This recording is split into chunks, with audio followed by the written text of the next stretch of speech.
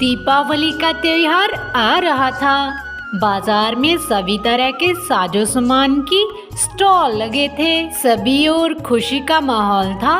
उसी जंगल में टोनी अपने परिवार के साथ रहा करती थी और बल्लू चिड़ा मेहनत मजदूरी करके अपने परिवार का पालन पोषण कर रहा था। बल्लू को काम मिल जाता तो उसका परिवार भरपेट खाना खाता, लेकिन किसी किसी दिन तो बल्लू को कोई काम न मिलने के कारण उसका परिवार भूखा ही रहता था। बल्लू जी, कल दीपावली है, कहीं से पैसे का इंतजाम हो जाता तो बच्चों के लिए थोड़ा मिठाई और पकवान बना लेते, वरना इस बार तो दीपावली के दिन भी हमारे बच्चे उदास रहेंगे। टूनी, तुम्हें तो पता ही है, मेरा बस चले तो बच्चों को वो हर चीज दिला दूं जो वो लेना चाहते हैं, मगर मैं क्या करूं? पिछले 2 दिनों से मुझे कोई भी काम नहीं मिल रहा।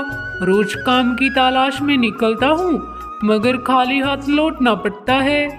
हे लक्ष्मी मैया, कृपा बल्लू जी को आज काम दिलवा देना, वरना हम गरीबों की दीपावली कैसे मनेगी। टोनी और बल्लू काम के सिलसिले में बातचीत करने के बाद बल्लू वहाँ से काम की तलाश में निकल गया और टोनी चिड़िया वहाँ से उड़ते हुए अपने घर लौट आई। उधर बल्लू काम की तलाश में रिब्बू उल्लू की दुकान पर गया, मगर उसे वहाँ पर कोई काम ना मिलने के कारण वे मिट्ठू तोते की दुकान से भी निराश होकर 1-2 दुकानों पर और चला गया, मगर उसे उस दिन कोई काम नहीं मिला। वे निराश होकर एक जगह पर बैठ गया। अब क्या करूं मैं?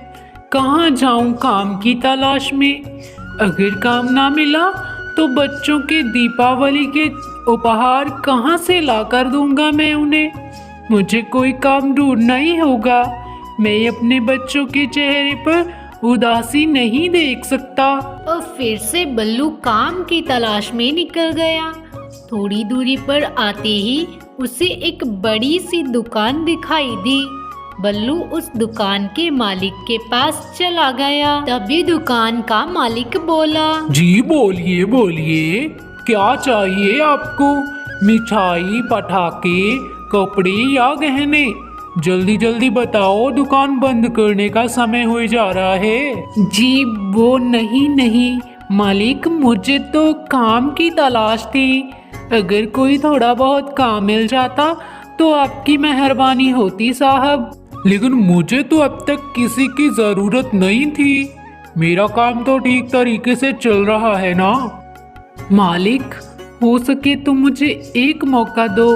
मैं आपके हर छोटा बड़ा काम करूंगा मालिक, मुझे सिर्फ काम चाहिए। लेकिन अब तो दुकान बंद करने का समय हो गया है। सुबह तुम मेरे घर पर आ जाना। ये लो मेरे घर का एड्रेस और ये 100 रुपये रख लो। आज का तो कोई काम नहीं है, लेकिन कल को समय पर आ जाइएगा इस एड्रेस पर। ये मेरे घर का एड्रेस है। अब बल्लू के चेहरे पर खुशी की किरण दिखाई दी। अब उसके पास कल के लिए काम जो मिल गया था।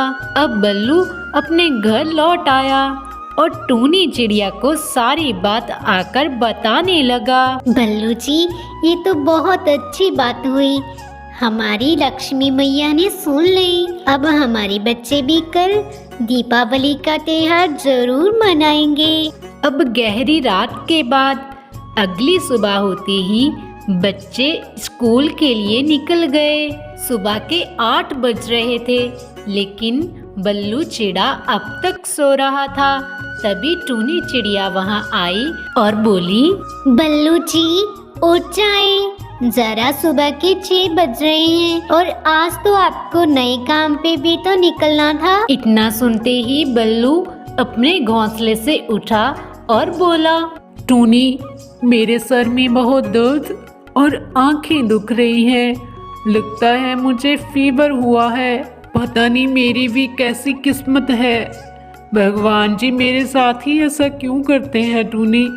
पिछले 3 दिन से काम नहीं मिल रहा और अगर जब काम मिला तो मेरी तबीयत बिगड़ गई। टूनी, मुझे काम पर जाना ही होगा। मुझे बहुत मुश्किल से काम जो मिला है। बिल्लू जी, आप भला कैसे काम करोगे? आपको तो तेज बुखार है और ऐसी हालत में आपका काम करना ठीक नहीं होगा। अगर आप ज्यादा बीमार पड़ गए तो। और दूसरी बात, भगवान जी कभी बुरा नहीं करते, वो अच्छा ही करते हैं। आप टेंशन मत लो, आप घर पर आराम करना।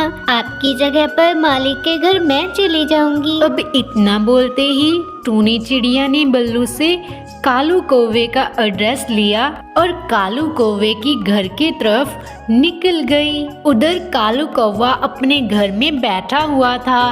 तभी वहाँ पर टूनी चिड़िया आई और अपनी सारी बात आकर कालू कौवे को बताने लगी। उधर गौरी सब सुन रही थी। ओह कालू जी, जान न पहचान, तू मेरा मेहमान, ये क्या बात हुई? आप हर दिन किसी न किसी अनजान व्यक्ति को घर पर बुलाए ही रखते हो। इतना बोलते ही गौरी कौवी कालू कौवे और टूनी चिड़िया के पास चली गई और कालू कौवे से बोली, कालू जी, आप ऐसे क्यों भिखारियों को हमारे घर पर बुला लेते हो? ये भला कोई बात हुई? और हाँ, तुम तो इसके पति की बात कर रहे थे ना, तो कहाँ है इसके पति? वो काम पर क्यों नहीं आए? जी मालकिन, वो उनकी तबीयत ठीक नहीं थी, इसीलिए आपके घर पर कोई भी काम ना मैं कर दूंगी, इसीलिए उनकी जगह पर मैं आई हूँ। गौरी, इसका पति कल हमारी दुकान पर आया था और काम के सिलसिले में बोल रहा था। तभी दुकान बंद करने का समय हो गया था, तो मैंने इसके पति को हमारे घर का एड्रेस दे दिया और हमारे घर पर ही बुलाया था। मैंने सोचा दीपावली के कारण हमारे घर में जो पार्टी है ना, तो उसका छोटा मोटा काम हम इनसे करवा लेंगे। अच्छा ठीक है, अब जल्दी जल्दी बाहर वाले बगीचे और स्टोर रूम का कचरा है ना जो, वो साफ कर दो। हाँ, काम में एकदम चटाक और फटाक होना चाहिए, समझ गई ना तुम? जी मालकिन, एकदम बढ़िया और जल्दी ही होगा। फिर गौरी कौवी अपने रूम में चली गई और कालू कौवा भी काम के सिलसिले में घर से बाहर चला गया। चलो, अब मैं जल्दी जल्दी बगीचे का काम खत्म करने के बाद स्टोर रूम की सफाई कर दूंगी। उसके बाद बल्लू जी को भी डॉक्टर को दिखाना है ना। ऐसा सोचकर टूनी चिड़िया अपने काम में जुट गई और ये सब गौरी का बेटा जग्गू देख रहा था। जग्गू बहुत शरारती व शैतान बच्चा था। अरे, ये आंटी तो कितना फास्ट काम करती है, लेकिन मेरे से फास्ट कोई नहीं। अब देखो मेरा कमाल।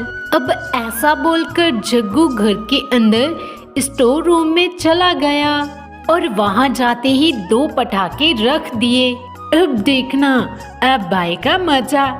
अब मैं इन पटाखों को जलाऊंगा और आंटी को यहाँ पर भेज दूंगा। जब पटाखों की आवाज आएगी तो आंटी डरेगी। ये मजा तो आएगा। पटाखे जलाकर अब जग्गू टूनी को बाहर बुलाने जा ही रहा था कि तब भी उसी कमरे में गौरी कौवी चली गई। स्टोर रूम में पटाखे जलने के कारण आग लग गई। ये सब देखकर वहीं पर गौरी कौवी बेहोश हो गई और जग्गू भागते हुए टूनी के पास आया। आंटी आंटी, मामा को बचाओ, स्टोर रूम में आग लग गई है, मामा अंदर बेहोश पड़े हैं। जग्गू बेटा, तुम घबराओ नहीं, गौरी बहन को कुछ नहीं होगा। जग्गू से इतना कहते हुए टूनी चिड़िया तेजी से स्टोर रूम की तरफ चली गई और अपने जान की परवाह किए बिना आग के अंदर घुस गई और थोड़ी ही देर में बेहोश हुई गौरी को आग से बाहर ला दिया।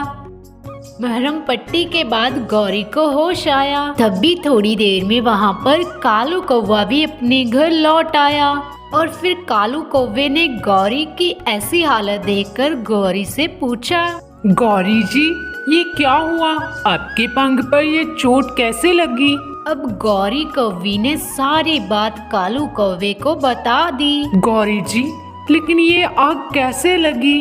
आप तीनों ठीक तो हो ना? आग लगने का मेन कारण किसी को नहीं पता था। तभी कालू कौवे का बेटा जग्गू बोला, पापा मम्मा मुझे माफ कर दे, ये आग मेरे कारण लगी थी, मैं तो आंटी को सताना चाहता था पापा। जग्गू बेटा, मगर ये क्या बदतमीजी है? तुम्हारी शैतानी से तुम तीनों को किसी को कुछ हो जाता तो क्या होता? ये तो अच्छे नसीब की बात है कि आप तीनों ठीक हो, वरना इतनी भयानक आग लगी थी कि तीनों का बच पाना मुश्किल नहीं, नामुमकिन था। अब माफी मुझसे नहीं, तुम्हारी आंटी टूनी से मांगो।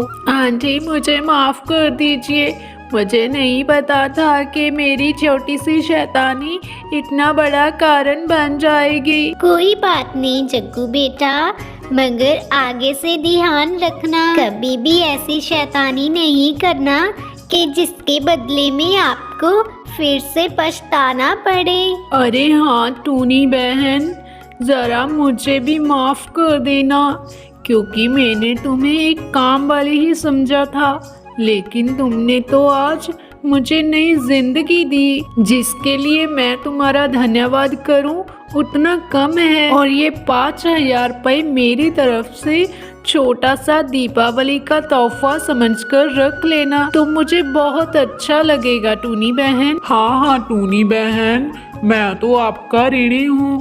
आज आपने बहुत बड़ी अनहोनी होने से बचा ली। अगर आप ना होती तो आज तो मेरी पूरी दुनिया ही जलकर राख हो जाती। इसके बारे में तुम्हारे पति को भी बोल देना कि उसकी नौकरी हमारी दुकान पर पक्की, और ये कुछ मिठाइयाँ और पटाखे आपके बच्चों के लिए जरूर ले जाएगा टूनी बहन। ये सब कुछ पाकर टूनी चिड़िया अब बहुत खुश थी।